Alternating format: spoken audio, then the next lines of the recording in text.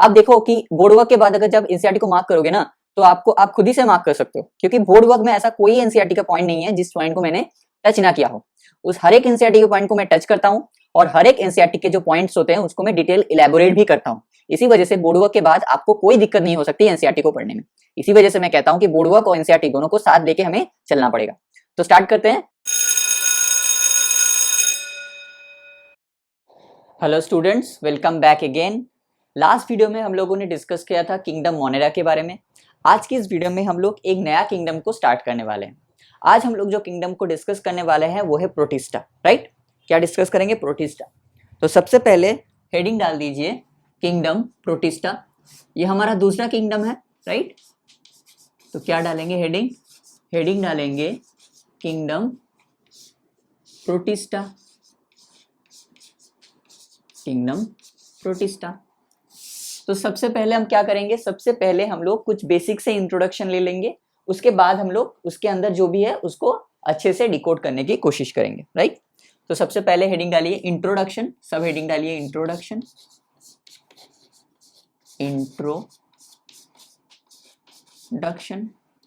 Right? सबसे पहला point क्या आ जाएगा इंट्रोडक्शन में? सबसे पहला पॉइंट है कि प्रोटिस्टा के अंदर क्या है कि प्रोटिस्टा को कोई वेल डिफाइंड बाउंड्रीज नहीं है। मतलब अगर आप एज अ बॉटनिस्ट है तो प्रोटिस्टा को एज अ प्लांट देखेंगे, अगर आप एक जूलॉजिस्ट है तो प्रोटिस्टा को एज एन एनिमल्स देखेंगे, फॉर एग्जाम्पल प्रोटोजोआ, राइट? तो सबसे पहला पॉइंट क्या हो जाएगा? सबसे पहला पॉइंट हो जाएगा आपका, they don't have this kingdom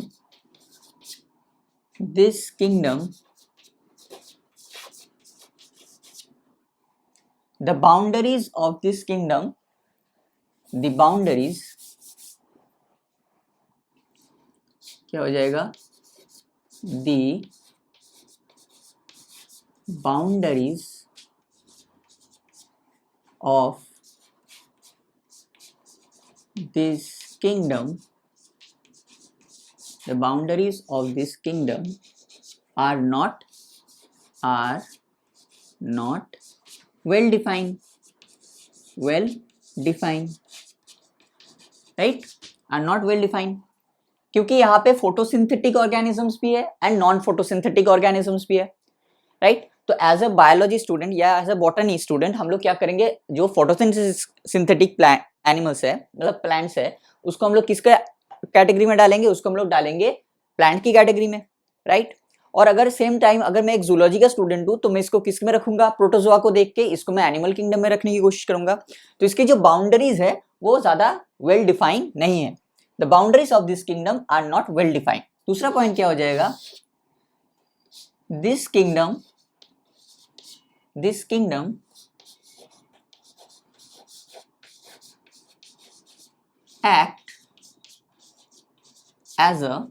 act as a connecting link. This kingdom act as a connecting link between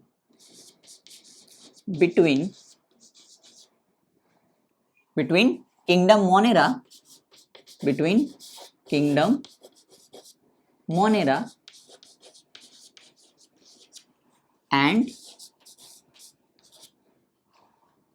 other three kingdoms. इस चीज को अच्छे से समझने की कोशिश करो। यहाँ पे बोला क्या गया है? यहाँ पे ये बोला गया है कि ये जो किंगडम है प्रोटिस्टा, ये कैसे काम करता है? एज अ कनेक्टिंग लिंक काम करता है। कैसे काम करता है? एज अ कनेक्टिंग लिंक काम करता है। किसके और किसके बीच में?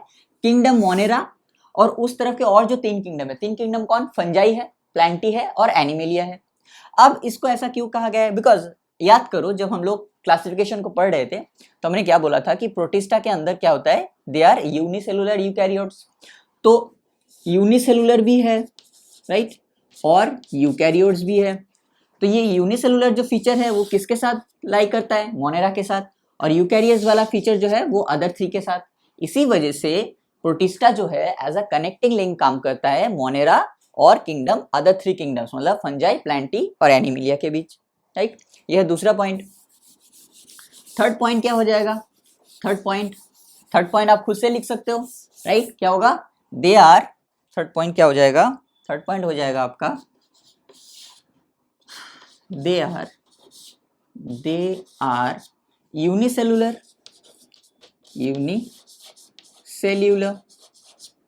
eukaryotes. They are unicellular eukaryotes, right? They are unicellular eukaryotes. ये हमने ऑलरेडी पढ़ चुके हैं हम लोग. पॉइंट नंबर 4 क्या हो जाएगा? अगर बोलो कि अगर ये लोग यूकैरियोटिक सेल है तो क्या इसमें वेल डिफाइंड न्यूक्लियस होगा? जरूर होगा, राइट? क्या इसमें हम लोग मेम्ब्रेन बाउंड ऑर्गेनेल्स प्रेजेंट होंगे? जरूर होंगे. तो फोर्थ पॉइंट क्या हो जाएगा? तो फोर्थ पॉइंट हो जाएगा they have well defined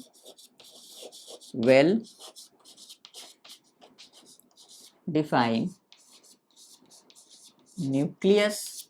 They have well defined nucleus and membrane bound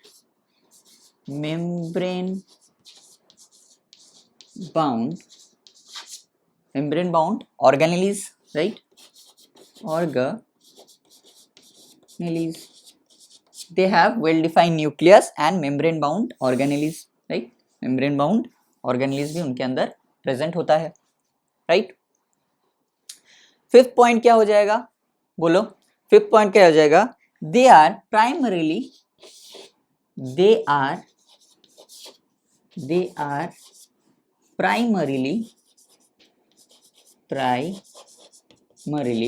aquatic.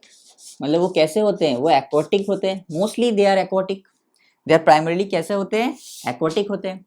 ये सारे के सारे जो पॉइंट्स है ना, ये एनसीईआरटी के पॉइंट्स है. तो बहुत अच्छे से, बहुत धीरे से, आराम से इसको नोट डाउन कीजिएगा. बिकॉज प्रोटिस्टा पूछ देगा कि which of the following character is और आर करेक्ट और incorrect with respect to kingdom Protista. और यही से क्वेश्चन आपका पूछा जाएगा. तो हर एक कैरेक्टर को बहुत अच्छे से, जिस फ्रेज को मैं, जिस लाइंस को मैं अंडरलाइन कर रहा हूं, उसको आप भी अंडरलाइन कीजिए. इससे क्या होगा? चीजें आपको याद रह जाएगी, राइट? तो ये पांचों पॉइंट क्लियर हो गया, राइट?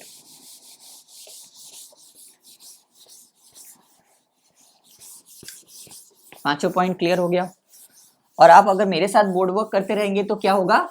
बोर्ड वर्क के दौरान ही आपको सब कुछ याद हो जाएगी, राइट?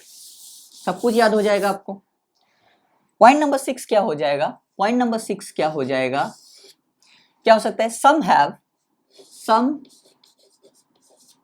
हैव सिलिया और फ्लैजेला. मतलब कुछ में क्या हो सकता है? सिलिया या फ्लैजेला प्रेजेंस हो सकते हैं. अब बोलो कि सिलिया और फ्लैजेला किस काम आते हैं? सिलिया और फ्लैजेला लोकोमोशन में काम आता है, राइट? याद है, ये हमने कहां पढ़ा था? मोनेरा में पढ़ा था. Some have cilia and flagella. Cilia and flagella. Cilia and flagella have cilia and flagella have 9 plus 2 pattern 9 plus 2 pattern of microtubule organization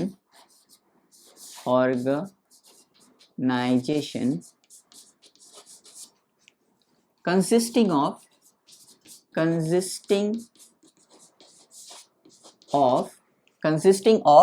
tubulin protein.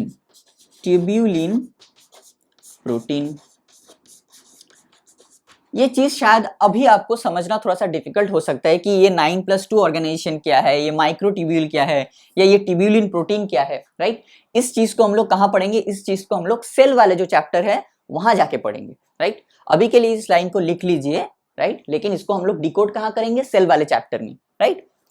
क्योंकि हर एक चैप्टर एक और चैप्टर के साथ इंटरलिंक्ड है, राइट? तो इसी वजह से हम लोग इसको अभी लिख लीजिए.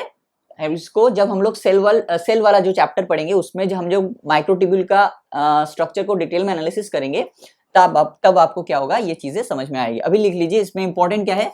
9+2 arrangement of microtubule and tubulin protein.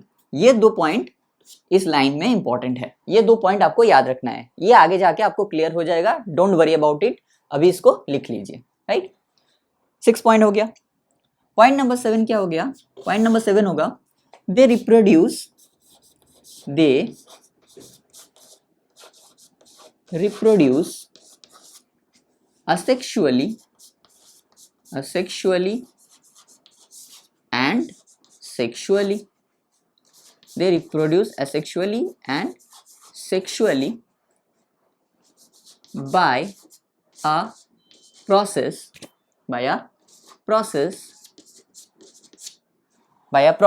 involving what? By a process involving fusion of cell fusion and zygote formation. By a process involving cell fusion and zygote formation.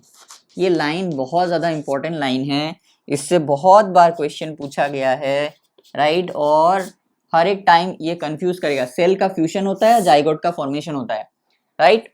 यहाँ पे गड़बड़ कहाँ हो सकती है, यहाँ आपको दे देगा सेल के फ्यूजन की जगह दे देगा आपका gamete fusion of gamete and zygote formation, और आपको लगेगा हाँ सही तो बोल रहा है, क्योंकि गैमेट का फ्यूजन होगा तभी जाइगोट फॉर्मेशन होता है, लेकिन ऐसा नहीं होता है। यहाँ पे क्या होगा, यहाँ पे सेल फ्यूजन करेगा और जाइगोट फॉर्म करेगा। So they reproduce asexually as well as sexually, both, right? इस पॉइंट को अच्छे से याद रखिएगा, ये वाला पॉइंट बहुत ज्यादा इंपॉर्टेंट है, खास करके 9+2 वाला arrangement and टिब्यूलिन protein, right? Point number 8 क्या हो जाएगा, दिस किंगडम इंक्लूड्स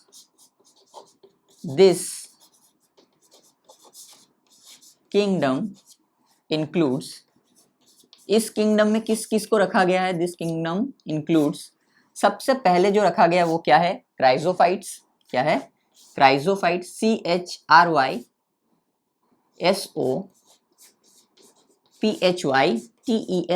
क्राइजोफाइट्स। उसके बाद क्या रखा गया है, उसके बाद रखा गया है आपका क्या, डाइनोफ्लैजेलेट्स।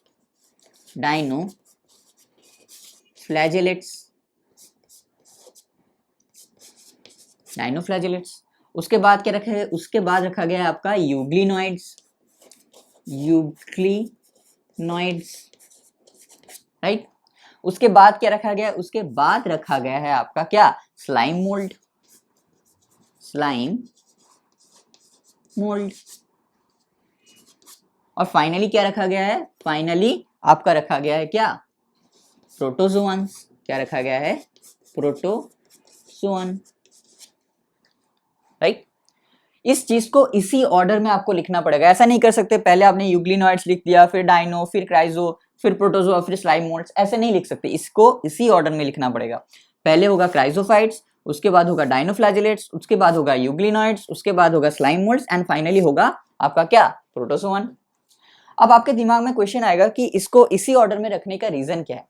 तो देखो क्या होता है कि जब हम लोग, जैसे कि हमने पहले ही बताया था कि प्रोटिस्टा के अंदर कुछ कुछ कैरेक्टर प्लांट्स वाले भी है, कुछ कुछ कैरेक्टर एनिमल्स वाले भी है, राइट? इसी वजह से इसका कोई वेल डिफाइंड बाउंड्रीज नहीं है।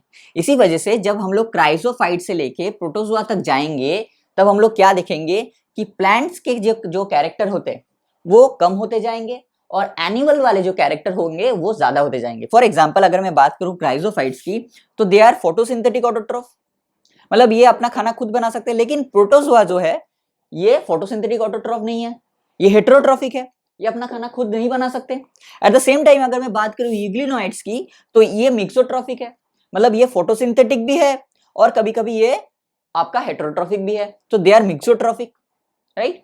तो इसी वजह से जब से हम लोग अगर क्राइजोफाइट से लेके प्रोटोजोआ तक जाएंगे तो क्या होगा, प्लांट्स लाइक कैरेक्टर कम होते जाएंगे और एनिमल्स लाइक कैरेक्टर ज्यादा होते जाएंगे, राइट? इसी वजह से इसको इसी ऑर्डर में आपको लिखना पड़ेगा। सो this is the overall introduction about kingdom protista. अब हम लोग क्या करेंगे, एक के बाद एक हर एक सब कैटेगरीज जो है इसकी, एक के बाद एक हर एक चीज को डिकोड करेंगे। लेकिन आज के लिए हम लोग क्या डिकोड करेंगे, आज के दिन हम लोग सिर्फ और सिर्फ क्राइजोफाइट्स को डिकोड करने वाले हैं। किसको डिकोड करेंगे, क्राइजोफाइट्स को डिकोड करने वाले हैं, राइट? तो हेडिंग डाल दीजिए क्राइजोफाइट्स, हेडिंग डालेंगे क्या, किंगडम प्रोटिस्टा के अंदर ही होगा, ओके? किंगडम प्रोटिस्टा के अंदर ही होगा।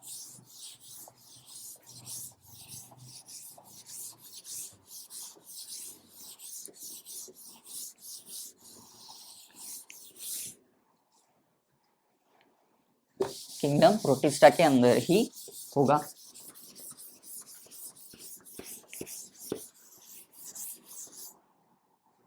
आज बेसिकली क्या है, आज बेसिकली जब मैं ये क्लास रिकॉर्ड कर रहा हूँ तो मेरा एक स्टूडेंट यहीं पे बैठा है, वो लाइव क्लास अटेंड कर रहा है आज, ठीक है।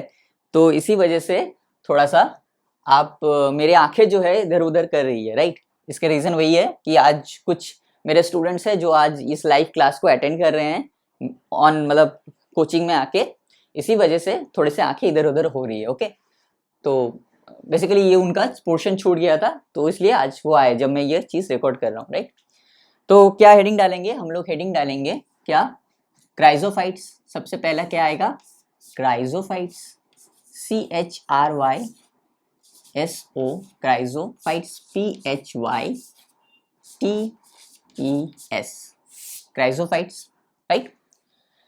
अब क्राइजोफाइट्स के अंदर किसको रखा गया है, सबसे पहला पॉइंट क्या हो जाएगा, this group, this includes this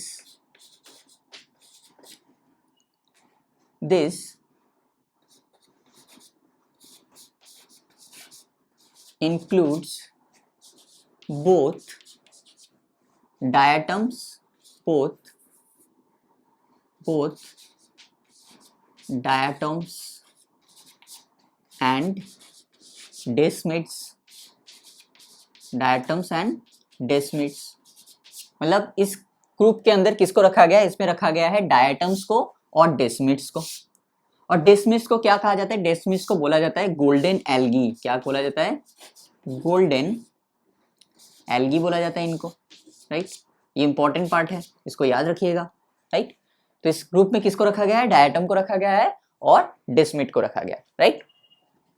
दूसरा क्या है, देखिए यहाँ पे जो हम लोग सब कैटेगरी को पढ़ रहे हैं ना, हर एक सब कैटेगरी में क्या क्या किया गया है, सिर्फ और सिर्फ बेसिक कुछ कैरेक्टर को डिस्कस किया गया है।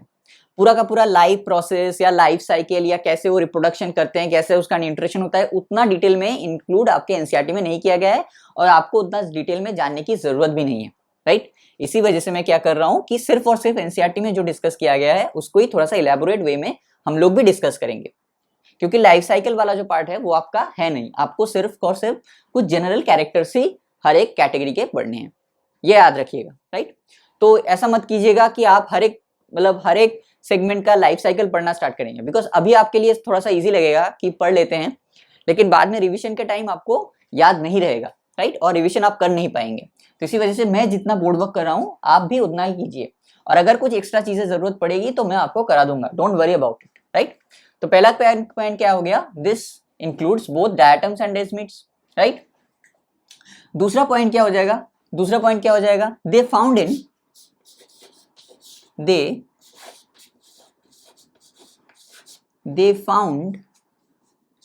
इन fresh water, they found in fresh water as well as in marine environments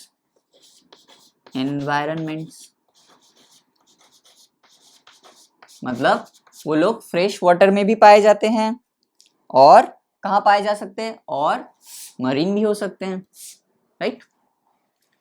third point क्या हो जाएगा, थर्ड पॉइंट हो जाएगा दे आर माइक्रोस्कोपिक, मतलब माइक्रोस्कोपिक मतलब हम लोग खुली आंखों से उन्हें नहीं देख सकते हैं, हम लोग क्या कर सकते हैं, उनको माइक्रोस्कोप के अंदर ही हमें उन्हें देखना पड़ेगा। सो क्या होगा, they are microscopic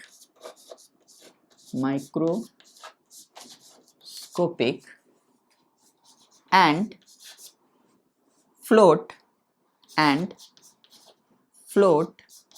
passively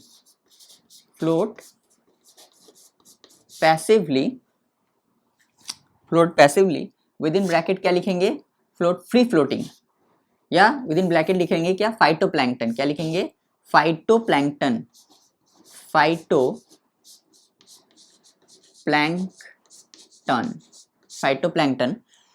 So they are microscoping and float passively with water current,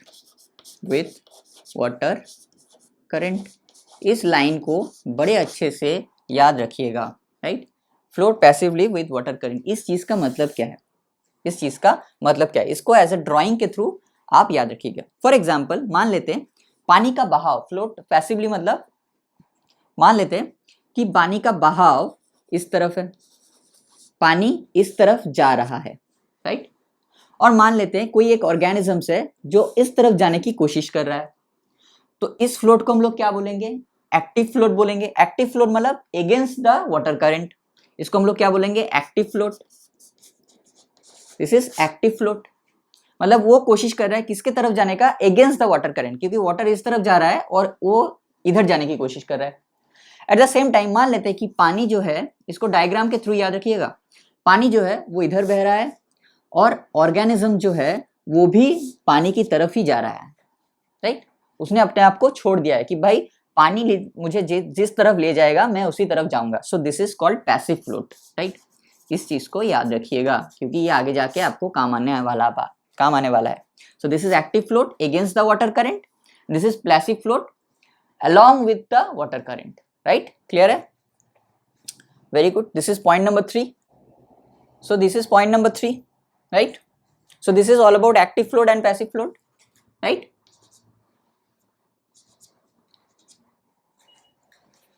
Clear है? अब point number 4 क्या हो जाएगा? Point number 4 हो जाएगा, यहाँ नहीं लिखेंगे हम लोग, एक और लिखते हैं। Point number 4 क्या हो जाएगा?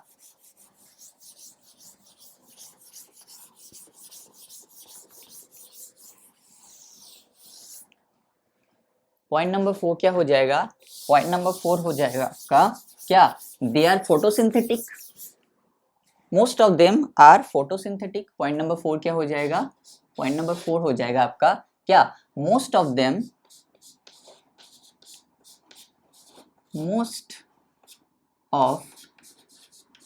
देम आर क्या, photosynthetic, photosynthetic,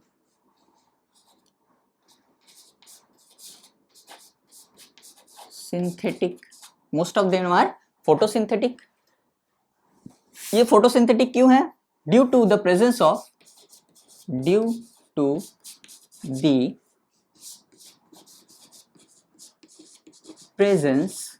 what, due to the presence of photosynthetic pigment, photosynthetic what, pigments, photosynthetic pigments, क्या क्या है photosynthetic pigments, chlorophyll A, chlorophyll A, और क्या है, क्लोरोफिल सी, और क्या है आपका, और है आपका बीटा कैरोटिनॉइड्स, बीटा कैरोटीन, और क्या है ज़ैंथोफिल, क्या है ज़ैंथोफिल, PHYLL, ज़ैंथोफिल में भी क्या क्या, ज़ैंथोफिल में भी विद इन ब्रैकेट लिखेंगे फ्यूकोज़ैंथीन हो सकते हैं, क्या हो सकते हैं, फ्यूकोज़ैंथीन हो सकते हैं, डायटोज़ैंथीन हो सकते हैं, हाँ क्या है ये डायटोम्स है तो डायटोज़ैंथीन हो सकता है, क्या हो सकता है, डायटोज़ैंथीन हो सकते हैं, और क्या हो सकता है, डायाडिनोज़ैंथीन भी हो सकता है, क्या हो सकता है, डायाडिनोज़ैंथीन भी हो सकता है। तो ये क्या क्या हो सकता है, ये आपका फ्यूकोज़ैंथीन हो सकता है, डायटोज़ैंथीन हो सकता है और डायाडिनोज़ैंथीन भी हो सकते हैं। क्लियर है, clear. So that's why they are photosynthetic.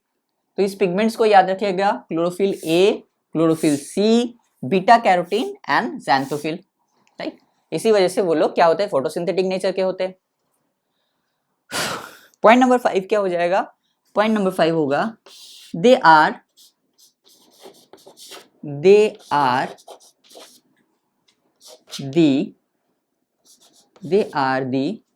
chief, CHIEF, chief producer, they are the chief producers in the oceans, ये कौन है? ये चीफ प्रोड्यूसर्स है ओशियंस के। ये वाला पॉइंट एनसीईआरटी का है, इसको अच्छे से याद रखिएगा। They are the chief producers in the oceans. Point number 6 क्या हो जाएगा? पॉइंट नंबर 6 हो जाएगा they are very good indicator, they are very good indicators, they are very good indicators of what? Of water pollution. Water pollution, they are very good indicator of water pollution। इस चीज को हम लोग क्या करेंगे? Link करेंगे। देखते हैं कि आपको याद है कि नहीं है। याद करो, जब हम लोग क्या पढ़ रहे थे? जब हम लोग कॉन्शियसनेस पढ़ रहे थे लिविंग वर्ल्ड चैप्टर में, राइट, कॉन्शियसनेस पढ़ रहे थे, तो वहां जब हम लोग स्टिमुलेशन की बात किया था, हमने स्टिमुलस, अलग अलग स्टिमुलस की, फिजिकल, केमिकल, बायोलॉजिकल स्टिमुलस की, तो वहां पे याद करो जब बात हो रही थी फिजिकल स्टिमुलस की, राइट, कुछ फिजिकल स्टिमुलस की, तब हमने क्या बोला था कि कुछ कुछ ऑर्गेनिजम्स ऐसे होते हैं जो एक एरिया में अगर पॉल्यूशन बढ़ जाए तो वहां से वो गायब हो जाते हैं। So they are the basically pollution indicators. So diatoms क्या है? डायटम्स एक वाटर पॉल्यूशन इंडिकेटर है, राइट। अगर किसी वाटर में डायटम्स कम है, इसका मतलब उस एरिया में या उस पानी में क्या है? उस पानी में पॉल्यूशन बहुत ज्यादा है, राइट, क्लियर है? उस पानी में पॉल्यूशन बहुत ज्यादा है। So they are very good indicators of what? They are very good indicators of water pollution. इसी चीज की बात हमने किया था लिविंग वर्ल्ड चैप्टर में। तो देख रहे हो कैसे एक चैप्टर का टॉपिक किसी दूसरे चैप्टर के साथ लिंक हो रहा है, राइट। लिविंग वर्ल्ड में हमने पढ़ा था, वो चीज लिंक हुआ कहां पे? बायोलॉजिकल क्लासिफिकेशन में। बायोलॉजिकल क्लासिफिकेशन में हम लोग पढ़े 9+2 माइक्रोट्यूब्यूल ऑर्गेनाइजेशन, जिसको लिंक करेंगे हम लोग कहां जाके? सेल वाले चैप्टर में जाके। तो हर एक चैप्टर अपना अपना इंपॉर्टेंस रखता है। अगर आप सोचोगे कि इस चैप्टर में वेटेज इतना है तो इसी चैप्टर को करेंगे, दूसरे चैप्टर को छोड़ देंगे, या दूसरे चैप्टर को उतना ज्यादा इंपॉर्टेंस नहीं देंगे, तो आप चीजों को लिंक नहीं कर पाएंगे। इसी की बात में लिविंग वर्ल्ड चैप्टर में किया था मैंने, कि लिविंग वर्ल्ड कुछ लोग ऐसे छोड़ देते हैं कि भाई इस चैप्टर से क्या ही लेना देना, लेकिन देखा कैसे लिविंग वर्ल्ड वाला टॉपिक आपको यहां जाके क्या हुआ? कनेक्ट कर गया। इसी तरह से हर एक चैप्टर एक दूसरे के साथ इंटरलिंक्ड है, तो हर एक चैप्टर को उतना ही इंपॉर्टेंस आपको देना पड़ेगा। सो ये थे 6 पॉइंट्स, राइट। अब हम लोग सबसे इंपॉर्टेंट जो पॉइंट है उसकी बात करेंगे, राइट। इसको मिटा देते हैं, इसको मिटा देते हैं।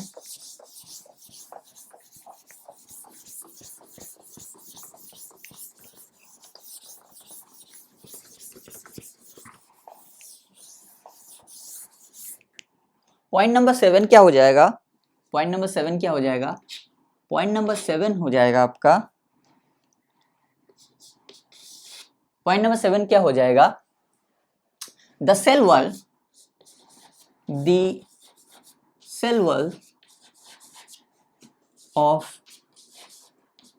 diatoms, the cell wall of diatoms are, the cell walls of diatoms are embedded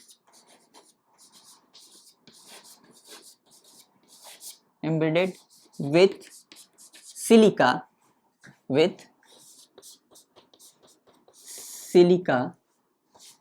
forming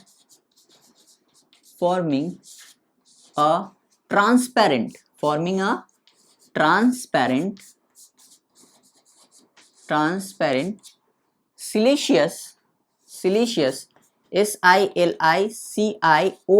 siliceous cells, SHELLS cells, right, known as what? Known as the cell walls of diatoms are embedded with silica, forming a transparent siliceous cells, right, forming a transparent siliceous cells known as frustule,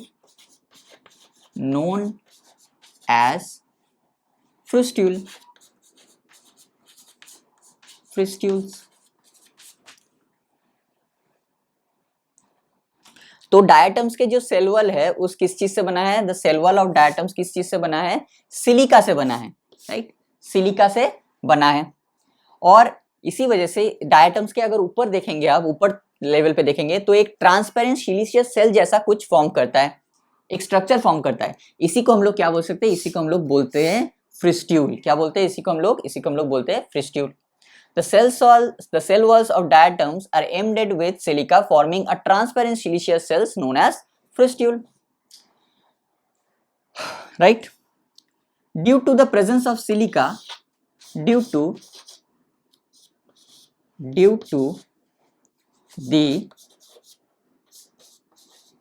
presence of siliceous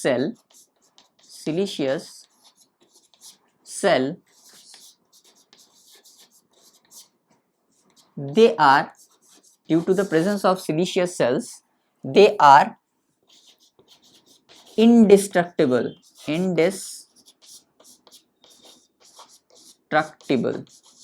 मतलब उनको destroy नहीं कर सकते, indestructible, right, due to the presence of siliceous cells. ये line NCERT का है, तो बहुत अच्छे से, राइट, इसको बहुत अच्छे से याद रखिएगा। पॉइंट नंबर 9 क्या हो जाएगा, पॉइंट नंबर 9 क्या हो जाएगा,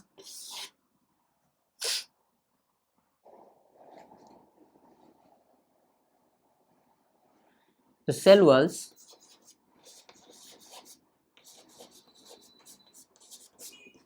of diatoms forming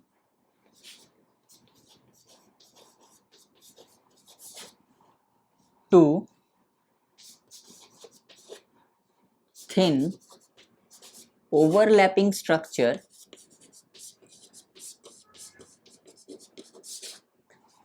the cell wall of diatoms form the cell walls of diatoms form the cell walls of diatoms form two thin overlapping cells,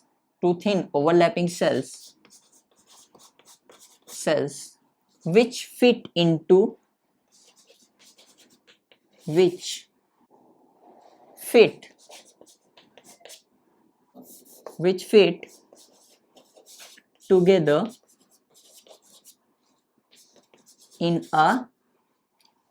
together in a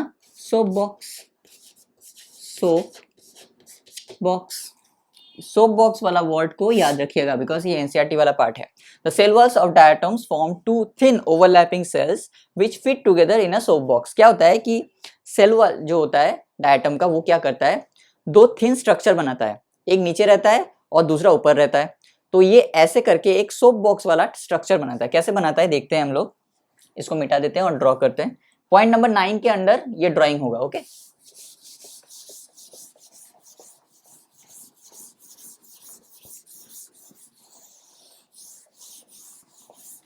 ये drawing जो है वो point number 9 के under होगा।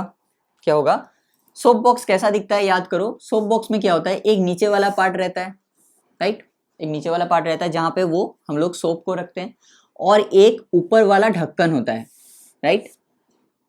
तो क्या होता है, डायटम का स्ट्रक्चर भी कुछ ऐसा दिखता है, ऊपर वाला पार्ट थोड़ा सा बड़ा होता है और नीचे वाला पार्ट जो है वो थोड़ा सा छोटा रहता है। ऊपर वाले पार्ट को हम लोग क्या बोलते हैं, ऊपर वाले पार्ट को हम लोग बोलते हैं एपिथेका। क्या बोलते हैं, एपिथेका। और नीचे वाले पार्ट को हम लोग क्या बोलते हैं, नीचे वाले पार्ट को हम लोग बोलते हैं हाइपोथेका। इसी चीज को बोला गया है कि डायटम का जो सेल वॉल होता है वो क्या करता है, एक सोप बॉक्स लाइक स्ट्रक्चर बनाता है, जो two thin world overlapping cell, ये दो सेल्स आपस में ओवरलैप किए हुए हैं, right. So this is point number 9। Point number 10 क्या हो जाएगा, पॉइंट नंबर 10 क्या हो जाएगा, siliceous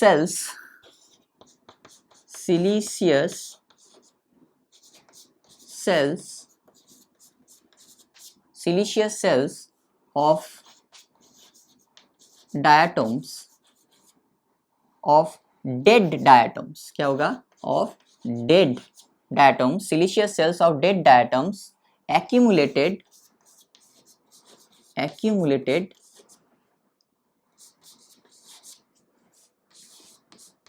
at the at the sea bed, at the sea bed मतलब समुद्र के नीचे का क्या होता है, ये समुद्र के नीचे जो सिलिशियस सेल्स होते हैं, जब डायटम्स क्या होता है, डायटम्स जब मर जाते हैं तो उनका जो ऊपर वाला सेल वॉल जो पार्ट है वो किससे बना है, सिलिका का। और हमने क्या पढ़ा कुछ देर पहले कि सिलिका जो है, सिलिशियस सेल्स जो है इनडेस्ट्रक्टेबल होते हैं। तो क्या होगा, डायटम जब मर जाएंगे तो ये जो सिलिशियस सेल्स होंगे वो कहाँ जाके जमा होंगे, ओशियन बेड में जमा होंगे या सी बेड में, मतलब समुद्र के नीचे sea bed, forming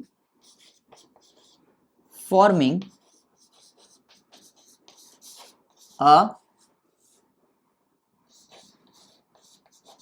rock like deposition forming a rock like depositions of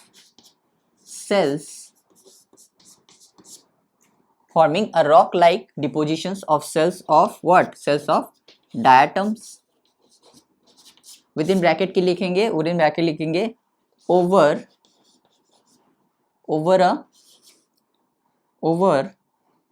billions of years, over billion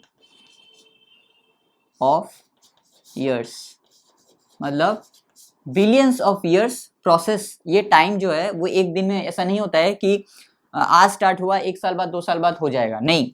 ये रॉक लाइक स्ट्रक्चर या rock like deposition of cells of diatoms, ये रॉक लाइक डिपोजिशन होने में कितना टाइम लगता है, billions of years time लगता है, billions of years, because diatoms कैसे होते हैं, माइक्रोस्कोपिक होते हैं। तो सोचो कितना सारा डायटम्स को मरना पड़ेगा, डेड डायटम्स की जरूरत है एक रॉक की फॉर्मेशन के लिए, राइट। तो it took billions of years, right? The siliceous cells of dead diatoms accumulated at the seabed, forming a rock-like deposition of cells of diatoms, known as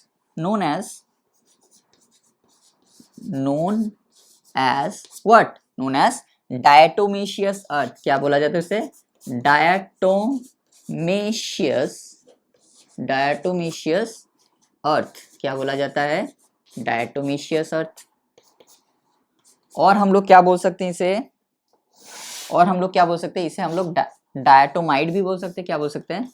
diatomite भी बोल सकते हैं। और क्या बोल सकते हैं? और इसे बोल सकते हैं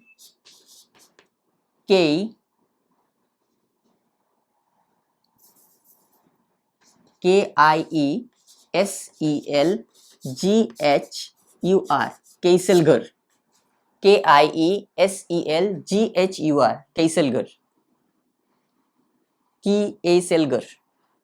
तो क्या होता है कि डायटम जब मर जाते हैं तो उनके जो सेल वॉल होता है उनमें जो सिलिका होता है वो कहाँ जाके जमा होते हैं, सी बेड के नीचे जमा होते हैं, एंड एक रॉक लाइक स्ट्रक्चर या डिपोजिशंस बनाते हैं सेल्स ऑफ डायटम्स के, जिसमें कितना टाइम लगता है, बिलियंस ऑफ ईयर्स।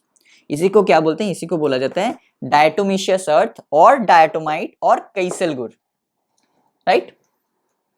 अब ये जो डायटोमाइट होता है ये कैसा होता है? ये रफ होता है एंड ग्रिटी होता है। कैसा होता है? Rough and gritty, right.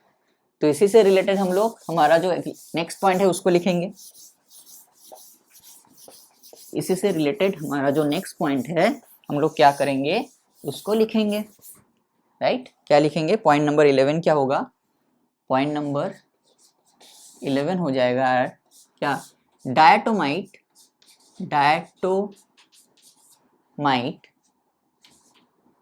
डायटोमाइट्स of are rough and gritty, gritty मतलब खुरदुरा, मतलब रफ एंड ग्रिटी होता है। डायटोमाइट्स are rough because of this character, because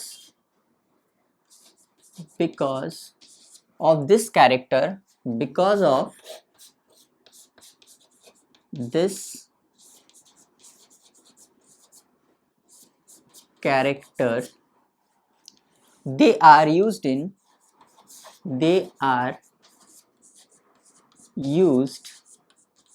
कहाँ यूज किया जाता है? बोलो। पॉलिशिंग इंडस्ट्री में, because they are rough and gritty, तो पॉलिश करने के काम आएगा। They are used in polishing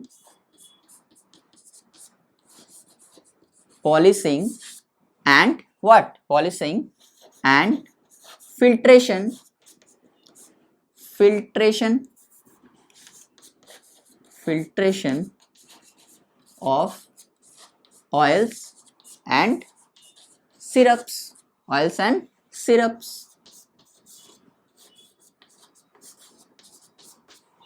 क्या होता है? They are rough and gritty.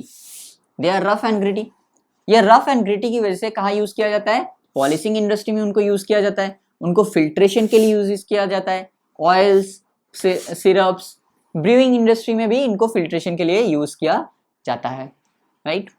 तो this is all about the chrysophytes, right? तो आज के लेक्चर में हमने क्या पढ़ा? आज के लेक्चर में हम लोग दो चीजें पढ़े। एक तो पहले पढ़ा कि प्रोटिस्टा का नॉर्मल इंट्रोडक्शन पढ़ा, और उसके बाद हमने उसके अंदर जो सब कैटेगरी थी क्राइसोफाइट्स, उसको भी हमने आज को डिकोड किया, राइट? तो आज का लेक्चर यहाँ तक रखते हैं। अभी हम लोग क्या करेंगे? अभी हम लोग एनसीईआरटी निकालेंगे और एनसीईआरटी के आज जो भी पढ़ा हमने उसको एनसीईआरटी से मार्क करेंगे, राइट? तो आई होप आज का वीडियो जो है वो आपको इंफॉर्मेटिव लगा होगा, और I hope you like this video. आज के लिए यहाँ तक रखते हैं, कल फिर मिलेंगे बोर्ड वर्क में। तब तक के लिए wish you all the very best and bye.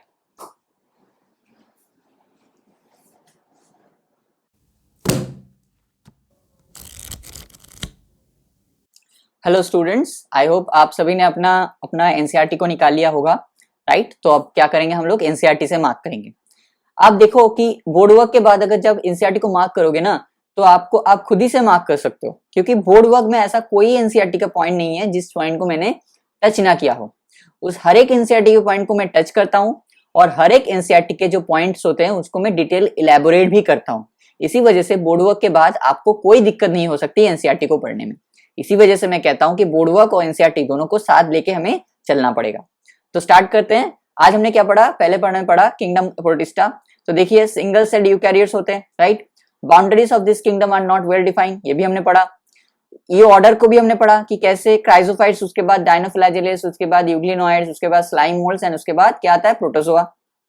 They form a connecting link between Monera and the other three kingdoms, ये भी हमने पढ़ा। लेकिन क्यों कहा जाता है इसको यहाँ पे बोला नहीं गया है, लेकिन हमने बोर्ड वर्क में उसको डिस्कस किया है, right? They have well defined nucleus and other membrane bound organelles, उनमें प्रेजेंट है। सम हैव फ्लैजेला और सिलिया, लेकिन यहाँ पे फ्लैजेला और सिलिया का कैसा अरेंजमेंट होगा वो नहीं दिया गया है, लेकिन हमने उसको डिस्कस किया है, राइट?